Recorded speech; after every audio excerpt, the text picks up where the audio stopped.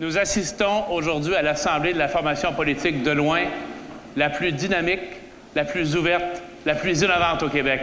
Et c'est nous, c'est le Parti libéral du Québec, réuni aujourd'hui en Conseil général. Mes amis, je suis très fier. Soyons tous très fiers parce que ensemble, on a changé le Québec. Pensez à nos finances publiques, pensez à notre économie. Regardez ce qu'on dit de nous à l'étranger. On n'a pas vu ça beaucoup dans le passé. En 2013, le Québec empruntait pour payer son épicerie. On avait un problème de chômage. On était le maillon faible de l'économie canadienne. Cette époque est terminée.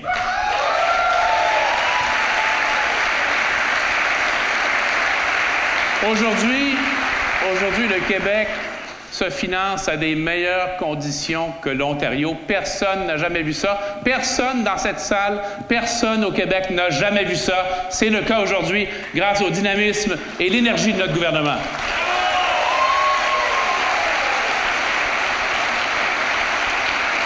Si la dette diminue, l'impact, c'est clair. L'impact, bien sûr, c'est pour les générations qui nous suivent. Mais aujourd'hui, dès aujourd'hui, on envoie moins d'argent dans les banques à l'étranger, donc plus d'argent dans nos hôpitaux et nos écoles. Moi, je trouve que c'est un bon choix. Êtes-vous d'accord avec ce choix-là?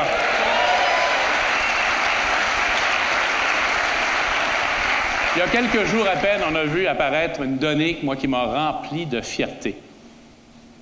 Alors que moi, j'ai passé ma jeunesse, puis une bonne partie de mon âge adulte, à voir claironner chaque année des statistiques qui montraient qu'on était en queue de classe au Canada.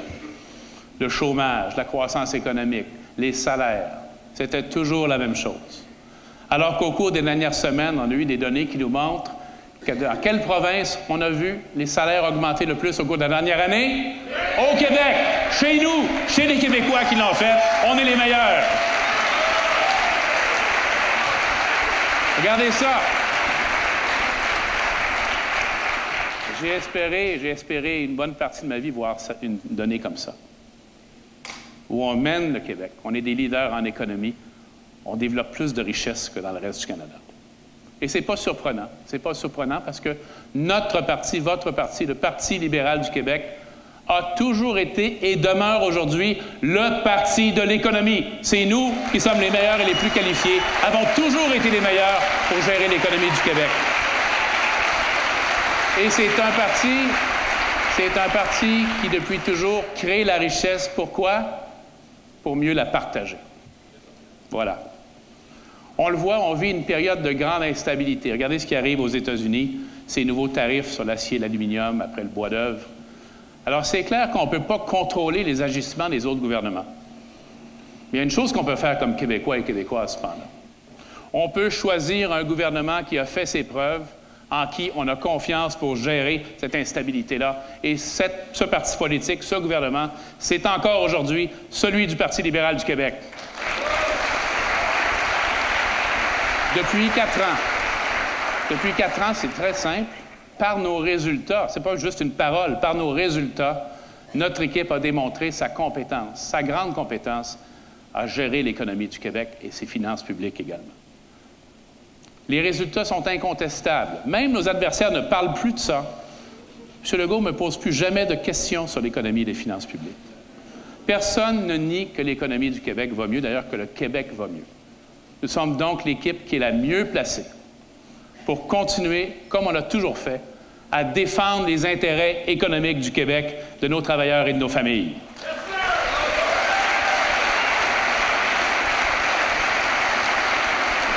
On avait promis de relancer l'économie, de retrouver la capacité d'investir dans l'éducation, dans la santé, de lutter contre la pauvreté et les inégalités.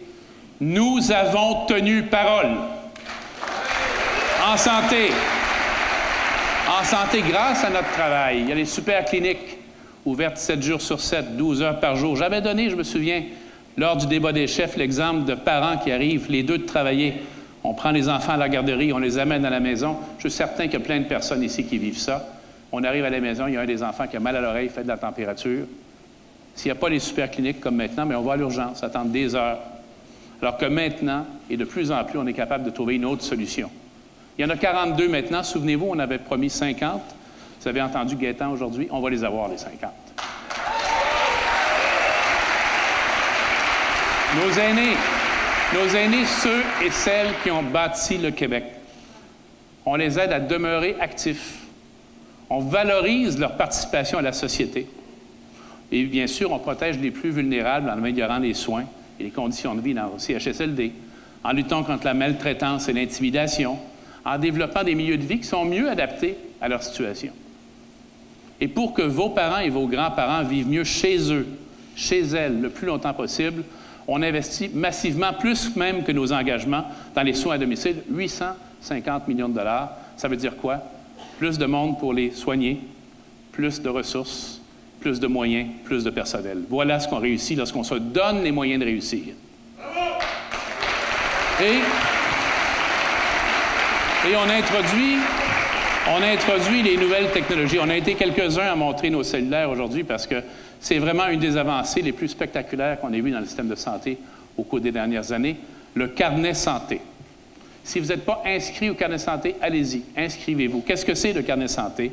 C'est un endroit accessible sur votre cellulaire où vous pouvez accéder à tous vos résultats de laboratoire, de radiologie, prendre vos rendez-vous dans vos cliniques médicales. Et il n'y a pas d'autre endroit où toute la population a accès à des renseignements comme ça. C'est un travail, c'est une réussite formidable. Et ça commence seulement, parce que les horizons sont infinis pour cet outil-là. Par exemple, en septembre, on devrait être capable de vous informer du coût de votre consultation médicale. Ça fait des années que le monde demande ça. On sait qu'il n'est pas gratuit, notre système de santé. On paye tous pour notre système de santé. Mais les gens disent, j'aimerais ça savoir combien ça coûte. La consultation au médecin, bien sûr, puis peu de temps après, 2019 probablement, lorsque vous serez hospitalisé, on pourra vous informer du coût de votre hospitalisation complet.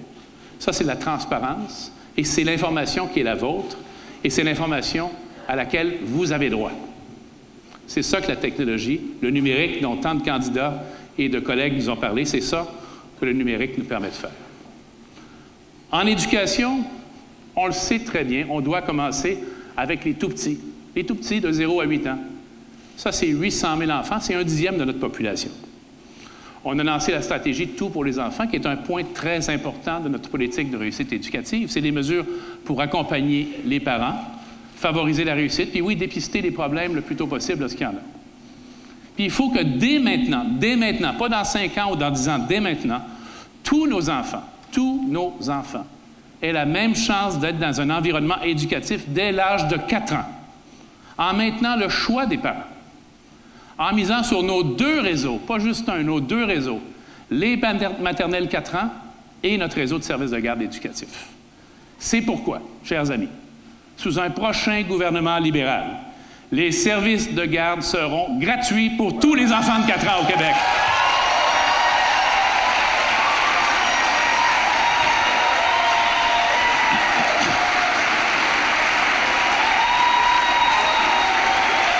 Oui. Encore une fois,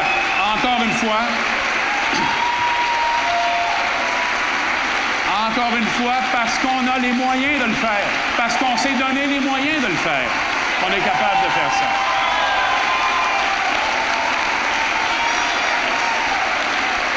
Et je vais répéter encore une fois, gratuit, quelle que soit l'option choisie par les parents. On y croit, nous, à la liberté de choix des parents. Il faut qu'il y ait des programmes éducatifs qui soient vérifiés, que la qualité soit au rendez-vous, mais on veut maintenir la qualité de choix. Et pour les enfants qui sont en maternelle 4 ans, parce qu'on continue à en développer, vous savez que les enfants qui sont en maternelle 4 ans, les parents doivent défrayer souvent une demi-journée de service de garde. Est-ce que certainement dans la salle, il y en a qui connaissent cette réalité-là? Ces services-là seront également gratuits. Il n'y aura pas de différence entre les maternelles et les services de garde.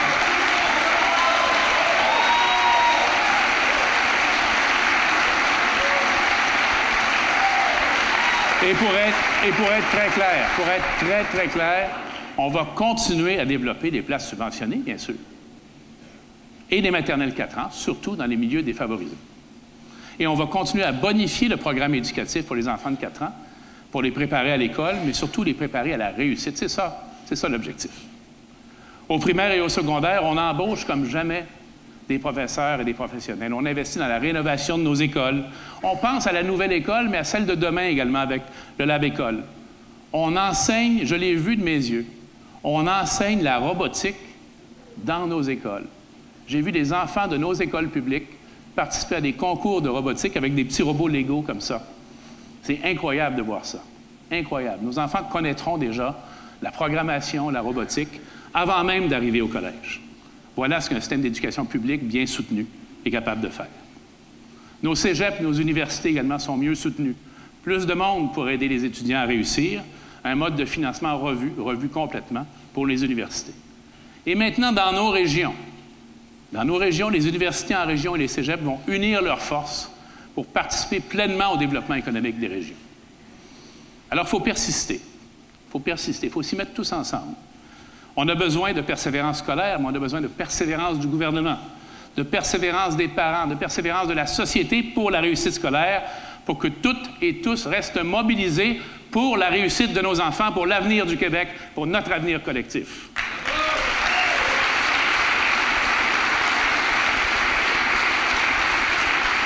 Moi, je suis très fier que le Québec, notre Québec, soit la société la plus juste et la plus solidaire en Amérique. Alors, tout n'est pas parfait, mais de loin, on se distingue des autres sociétés. On l'a toujours été, on va le rester. De notre côté, au cours des 4 dernières années, qu'est-ce qu'on a fait? On a élargi l'accès à l'aide juridique.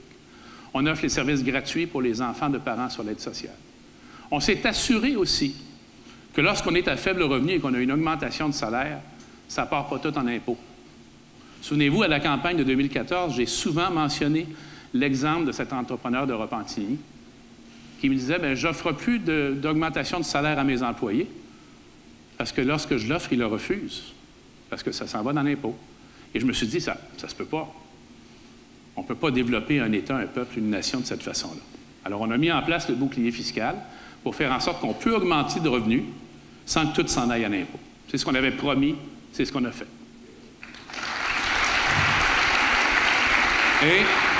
Et sous notre gouvernement, la pauvreté a reculé comme jamais au Québec. Le taux de faible revenu du Québec est le plus bas au Canada avec l'Alberta. On n'avait jamais vu ça encore maintenant. Alors, quand on me dit on est les 30e, on est les 35e, on est les 45e de ci et de ça, moi, d'être le premier pour l'équité sociale, ça me rend fier d'être Québécois également.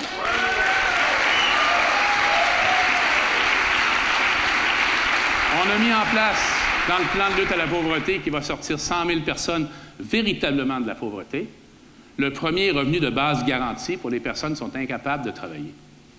Et les autres personnes, on va les accompagner, pas les pousser, les accompagner vers l'emploi, parce qu'on a besoin de tout le monde, on a besoin que tout le monde participe au travail. Et tout ça, c'est possible grâce à quoi? Grâce à une économie prospère, grâce à la confiance.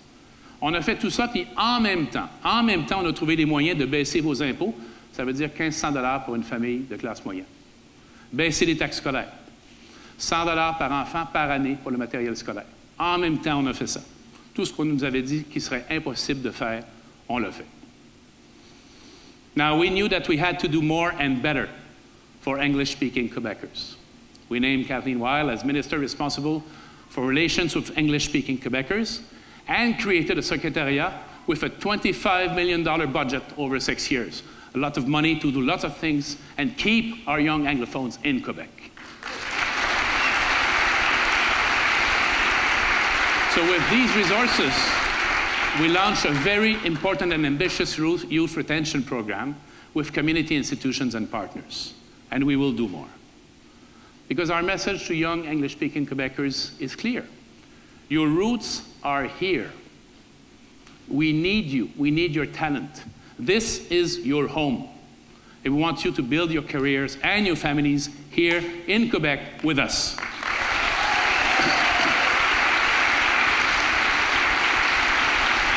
As I said many times, the next election, and it's always the case, but particularly so in this election, the next election will be about values and priorities, and the type of Quebec we want to build together.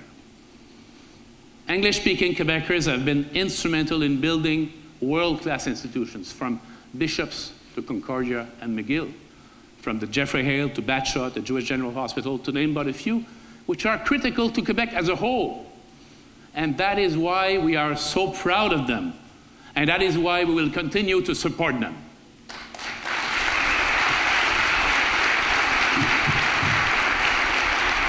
On a aussi engagé le Québec dans les grands défis de société, comme la lutte au changement climatique. Protéger les joyaux de notre patrimoine naturel. Par exemple, s'assurer que l'île d'Anticosti soit accessible à mes petits-enfants et aux enfants de nos petits-enfants.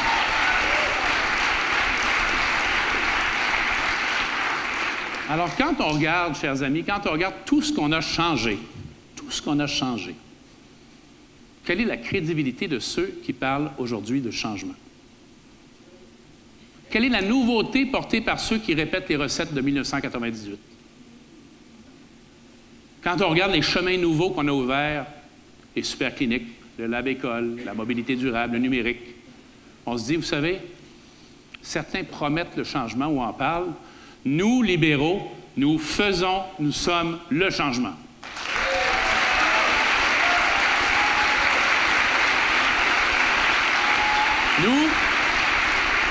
Nous, on est en 2018 et on regarde vers 2028, même 2030, comme on a entendu tantôt. Votre travail, comme militant, comme militante dans les prochains mois, sera crucial. Notre histoire, c'est une force qui est notre tradition politique, qui nous permet de faire la différence entre une vieille idée oubliée et une véritable nouveauté. Cette tradition, c'est quoi? Cette tradition, ce sont nos valeurs, notre ouverture à la diversité. Quand je rencontre des gens qui sont intéressés à être candidats pour nous, la première chose que je leur demande de faire, c'est de lire le livre des valeurs du Parti libéral du Québec, avant de leur parler de politique publique ou de programme particulier ou d'élection. Je leur dis, lis ça, reviens-moi. Si tu es à l'aise avec ces valeurs, tu es chez toi au Parti libéral du Québec. Et le reste va suivre.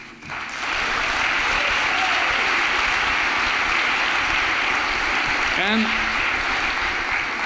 like many here, I have traveled around the world. I've been lucky to do this. But I don't know a better place to live than our Quebec. I don't know a better citizenship than our Canadian citizenship. I'm so proud of both. I love both. Being a proud Quebecer is my way of being a proud Canadian.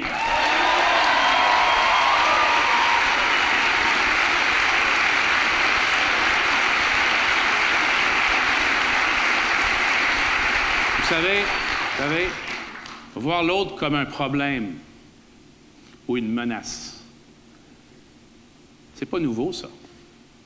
C'est l'idée politique la plus ancienne. Je trouve que c'est l'idée politique aussi la plus triste. On a tous le choix de notre discours. Moi, je préfère faire appel à ce qu'il y a de mieux en nous. Je préfère voir le Québec comme la terre d'accueil et d'espoir pour tous ces talents dont on a tant besoin. On va savoir les attirer, partager avec eux, avec elles, notre culture, notre langue, et les garder chez nous, au-delà des politiques publiques, par notre qualité de vie, par notre façon d'être. Je vais vous poser la question. Pensez-y un instant.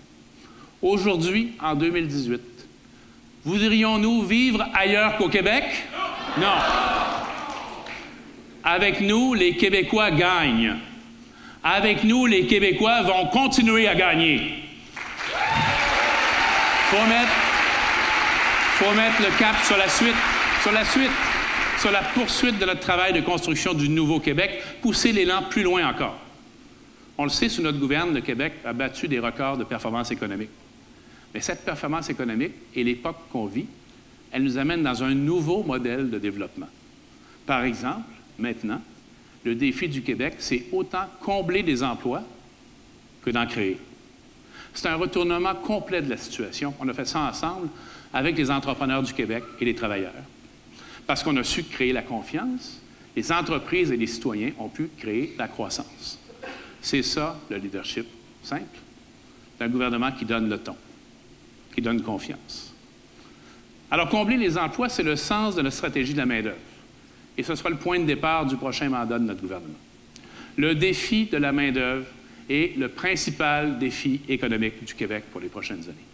Et c'est vrai dans toutes les régions du Québec. Chez moi, au Saguenay-Lac-Saint-Jean, des îles de la Madeleine à Gatineau en passant par Québec, nous avons besoin de travailleurs. Mais contrairement à d'autres, on ne baissera pas les bras face à ce défi. Non. On a commencé le travail, puis on en a encore à faire. Mais on a un plan pour relever le défi, un plan qui se tient en 4 mots. Éducation, participation, automatisation et immigration.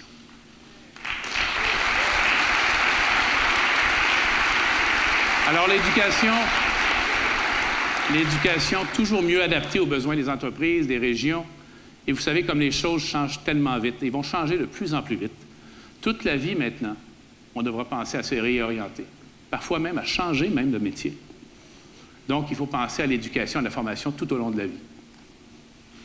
La participation, ça veut dire que tout le monde est invité à participer. Bien sûr, ça inclut nos travailleurs expérimentés. Ceux et celles qui désirent rester au travail, il faut leur faciliter la décision. Il ne faut jamais que ce soit désavantageux pour quelqu'un d'expérimenté de rester au travail au Québec. Absolument pas, mais encore une fois, c'est leur décision et on va l'appuyer. Il faut appuyer l'entrepreneuriat, spécialement chez les jeunes femmes. On a eu des beaux exemples aujourd'hui, à la fois dans les témoignages, à la fois ici sur cette scène. J'ai une très, très bonne nouvelle pour vous. En 2017, au Québec, la moitié des nouvelles entreprises sont dirigées par des femmes.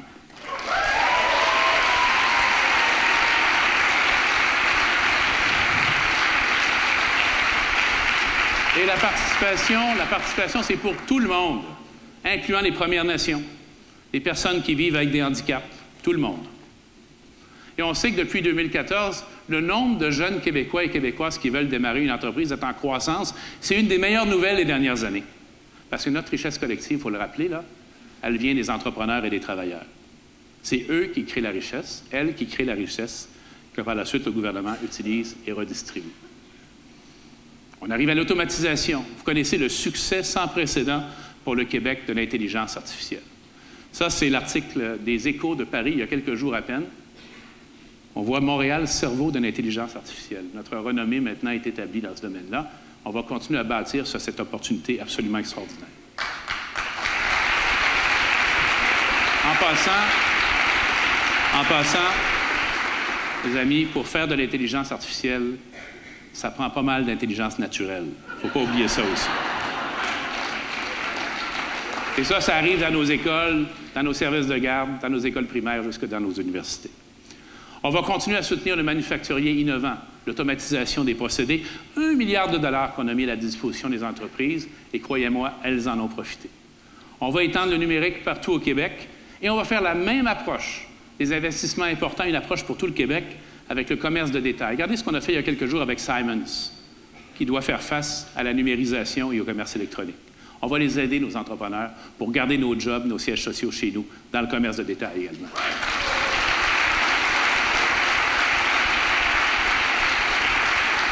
Alors, bien sûr, le dernier mot, c'est immigration.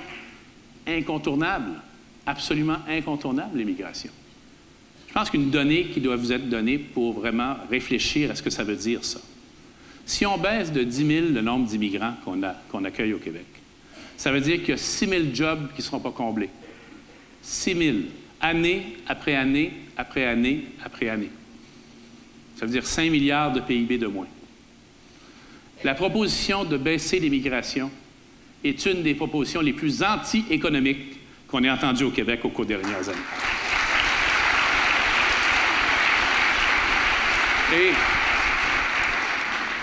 il n'y a pas que les nombres. En plus, peut-être faudrait éviter de leur faire obstacle et de leur envoyer un message d'exclusion ou d'exclusion avec des tests et tout ce qui suit. Ça se passe de commentaires. C'est pas comme ça que je veux qu'on parle du Québec sur la planète. Je veux qu'on parle de nous comme des gens accueillants, ouverts et dynamiques. On va envoyer un seul message aux talents du monde, un message d'accueil. Parce qu'on va être, et nous sommes, en compétition avec les talents. La nouvelle guerre commerciale, elle est basée sur la guerre aux talents. Ces gens que nous voulons attirer, d'autres pays veulent les attirer également. Alors envoyons un message positif, un message d'accueil, et ça va marcher. On va continuer à développer notre Québec. Cette année,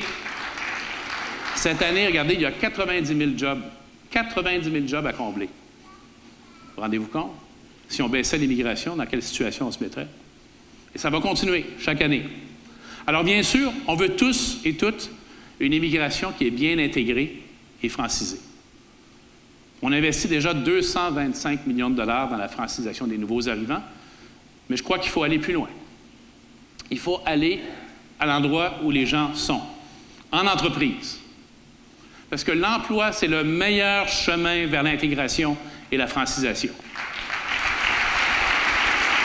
Alors, un des premiers gestes du nouveau gouvernement libéral sera d'investir 25 millions de dollars de plus pour mieux accompagner et garder les nouveaux arrivants en région. 10 millions pour la francisation en entreprise, outiller les commissions scolaires, il y a des organismes également qui font ce travail. Et 15 millions au MRC et aux collectivités pour appuyer financièrement les groupes. Chez nous, ça s'appelle Porte ouverte sur le lac. Il y en a dans toutes les régions pour faciliter l'accueil et la rétention des immigrants. Apprendre le français en participant déjà au succès du Québec. S'intégrer par le travail dans toutes les régions. C'est bien d'amener les immigrants chez nous. Encore faut-il les garder chez nous. Pour cela, oui, il faut que ce soit un objectif pour tout le monde.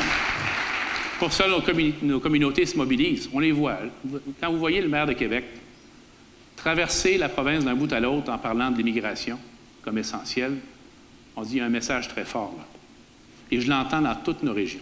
Dans toutes nos régions, j'entends ce message-là. Nous, on va être le partenaire de ces régions. Alors, plus que jamais, l'économie et l'environnement sont liés. Quelle richesse on a? Notre eau. Notre eau. On a 3 % des réserves mondiales d'eau douce au Québec. Vous rendez-vous compte comme on est riche? Grâce à ça, on est un leader de l'économie verte. Pourquoi? Ce n'est pas parce que c'est la mode, là. On est un leader de l'économie verte parce que l'économie verte, c'est payant. Ça fait des bons emplois. On fera bientôt l'aluminium le plus vert au monde. Il y a un jour quelqu'un qui m'a donné ce lingot d'aluminium. Il m'a dit, c'est quoi ça? J'ai dit, ça, c'est du métal, c'est de l'aluminium. Il dit, non, non. Il dit, tu te trompes. Ça, c'est de l'eau. C'est de l'eau qui est passée dans les turbines de nos centrales électriques, qui est devenue de l'électricité, puis qui a transformé l'aluminium. C'est ça notre richesse, c'est ça que ça donne.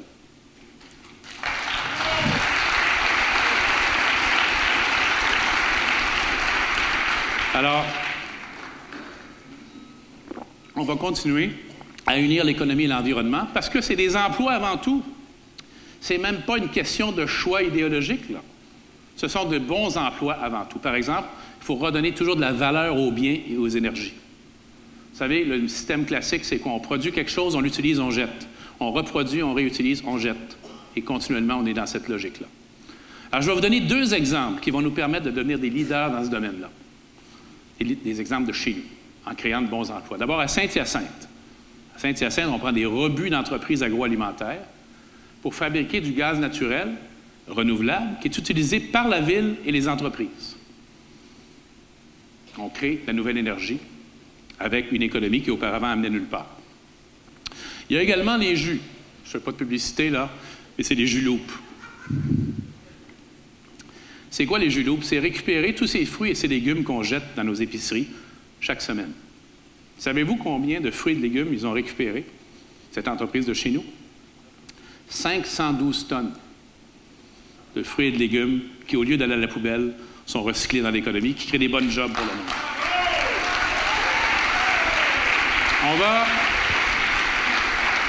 On va accélérer l'électrification des transports. Pierre a un très bon plan pour développer encore plus de bornes de recharge rapide partout au Québec. Partout au Québec. De plus en plus de Québécois font ce choix. À l'Assemblée nationale, on les a invités, je les ai invités à tirer avantage de l'augmentation des prix de l'essence qui n'est vraiment pas agréable là, pour les familles. Et ceux ou celles qui sont capables de faire le virage vers l'électricité. C'est le moment de le faire. C'est le moment de poser probablement un des plus beaux gestes de nationalisme économique qu'on peut se poser. Parce que quand on achète une voiture électrique et qu'on la recharge, où est-ce qu'on envoie l'argent?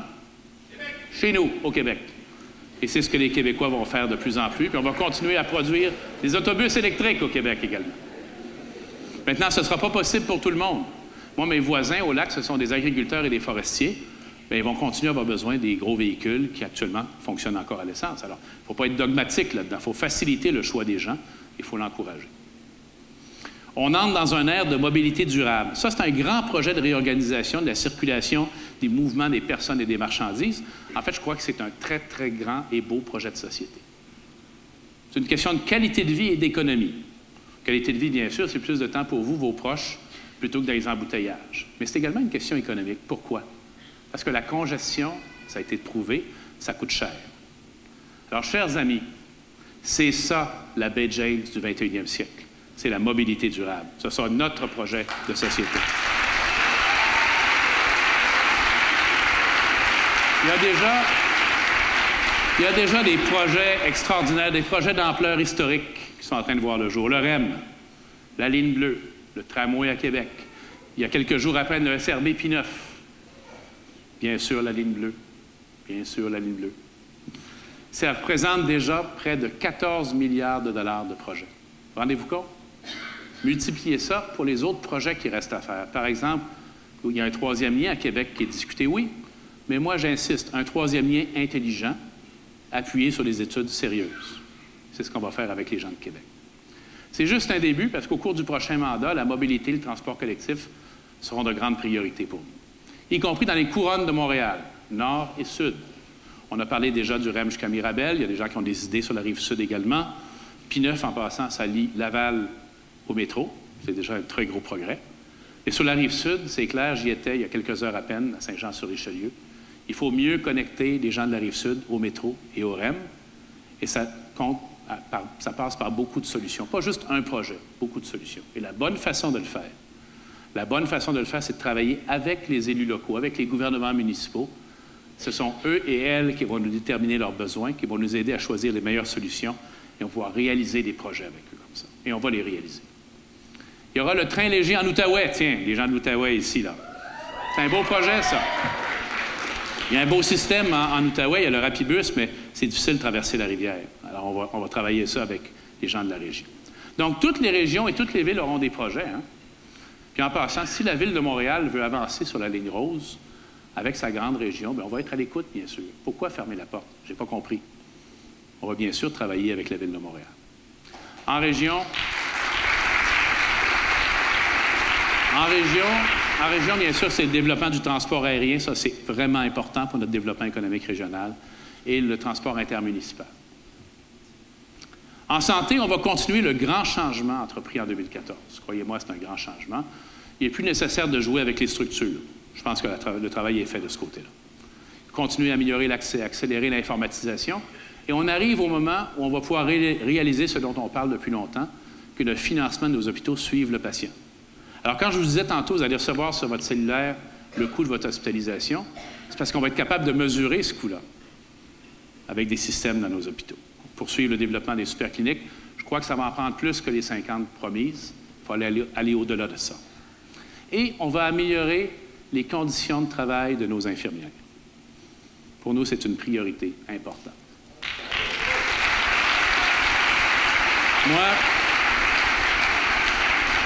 Moi, j'ai pratiqué la médecine pendant de nombreuses années et je sais bien que le médecin passe le matin, en général, ne reste pas très longtemps, en général, au chevet du patient. Qui est là tout le reste de la journée? Alors, le problème du temps supplémentaire, c'est important. Je pense qu'on est capable de le régler. Il y a déjà 13 projets qui ont été soit annoncés, soit débutés. On va continuer dans cette direction-là. Le Québec est fort de toutes ses régions. Le Québec est mieux organisé et plus fort dans toutes nos régions. On a donné plus de pouvoir et d'autonomie aux municipalités, et je vais le dire très clairement, ce qu'aucun gouvernement n'avait eu le courage de faire, nous l'avons fait. On a donné de la force aux régions. On innove aussi en région. Chez nous, à Saguenay, c'est Ubisoft qui s'installe chez nous. C'est un grand signal de diversification de l'économie. On a parlé tantôt, vous avez entendu parler des super pôles en région. Bien, ça commence en 2018 avec les pôles d'innovation. Également, les secteurs traditionnels renouvelés comme l'agriculture, la foresterie et le tourisme. C'est très, très important. Parce que si nos régions ne participent pas entièrement à l'innovation et à la nouvelle économie, on risque de les éloigner de la population des grands centres et on ne peut pas se permettre ça au Québec. On ne peut pas se permettre ça sur le plan social, sur le plan économique. Ça n'arrivera pas. Et je veux que vous sachiez que c'est important pour nous, puis c'est important pour moi aussi. Ce qui me permet d'être devant vous aujourd'hui comme premier ministre, c'est que j'ai été élu député de Roberval et que j'habite à Saint-Félicien, excusez-moi. Voilà une belle vie et une belle vue de ma ville. Formidable. Ça fait bien longtemps qu'un premier ministre, pensez-y, n'a pas habité en région rurale. Des décennies. C'est le cas aujourd'hui. Ça ne veut pas dire que c'est mieux d'être en région rurale, mais au moins on connaît la réalité des gens et on sait de quoi on parle. Ma région, c'est chez moi. Ça, c'est ma réalité. C'est mon lien avec la terre du Québec, notre terre commune. Donc, le mouvement d'autonomie des municipalités, l'affirmation des milieux, le renforcement local, on va tout continuer ça. Parce que les défis sont mondiaux, mais les problèmes et les réponses sont souvent en localité. Le Québec, c'est une mosaïque de régions et de milieux qui font notre identité et notre succès. On ira encore plus loin, vous l'avez entendu, en donnant aux municipalités 1 point de la TVQ pour qu'elles commencent à s'éloigner de l'impôt foncier comme seule source de revenus. C'est une révolution incroyable dans la fiscalité municipale. Et on fait ça parce qu'on a confiance dans les régions, parce que j'ai confiance. Jamais, jamais un gouvernement ne fait autant pour l'autonomie des régions. Jamais un gouvernement ne fait autant pour l'autonomie des régions. Alors, on a donné un puissant élan au Québec et on a bien sûr un plan pour la suite. On veut amener l'État dans cet élan-là, avec des jeunes dans la fonction publique. On a besoin de plus de jeunes qui y restent également. Plus de diversité dans notre fonction publique. On est à 9 %, on veut doubler ça au cours des prochaines années. L'État en mode entrepreneur, l'État au service, au diapason des Québécois. Alors, on a amené le Québec dans un nouveau modèle de développement, une nouvelle réalité, une nouvelle fierté. Bien, cette confiance retrouvée, c'est aussi notre fierté d'être Québécois et Québécoises. Le Québec qui met en chantier l'un des plus importants projets de transport collectif au monde. Le Québec parmi les leaders mondiaux en intelligence artificielle. Le Québec et son nouveau défi de combler les emplois. Le Québec, seule société à majorité francophone en Amérique et étoile montante de la nouvelle économie. Moi, j'en suis fier. J'en suis très fier.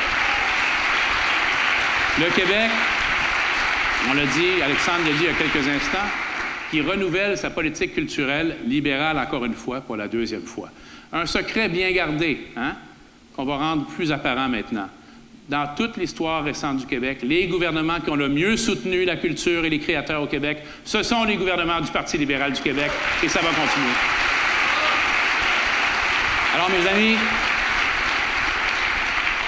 voici donc le nouveau Québec, des finances solides, un leader économique au Canada, encore plus prospère, plus égalitaire, plus vert aussi. Celui qui dit cette belle phrase, « Québécois, notre façon d'être Canadien ».